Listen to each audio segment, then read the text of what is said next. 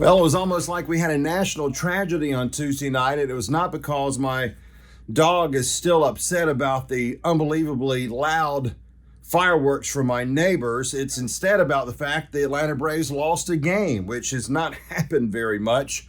Obviously, after a 21-4 month of June and a great start to month of July, we're almost going to be shocked when this team loses a game. Well, I mean, they're going to lose some more games between now and the end of September.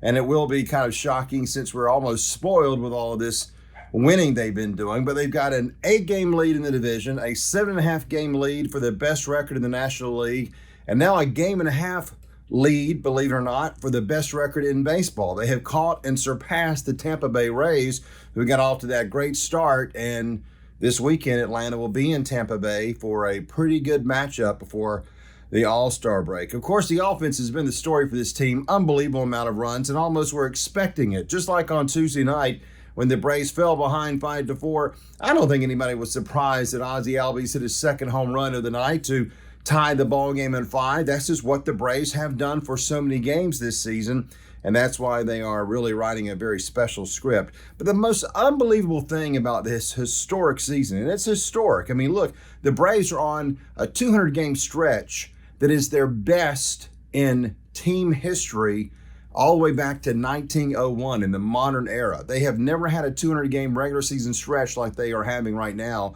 going back to the Boston Braves, the Boston Bean Eaters, of course, the Milwaukee Braves, and their time in Atlanta. So this is the most successful run this franchise has had all the way back to 1901, which is remarkable.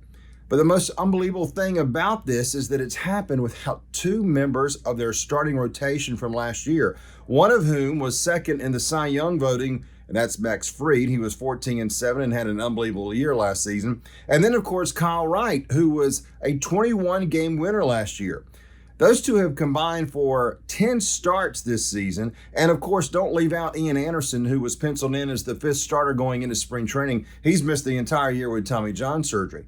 They've been able to do all this winning without 2 very big members and really 3 of their starting rotation.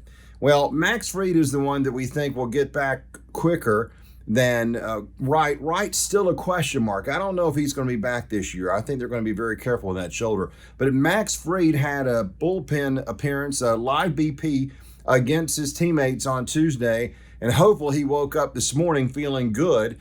Because he could be so important to this team. It would be like making a huge trade before the deadline to get Max Fried back.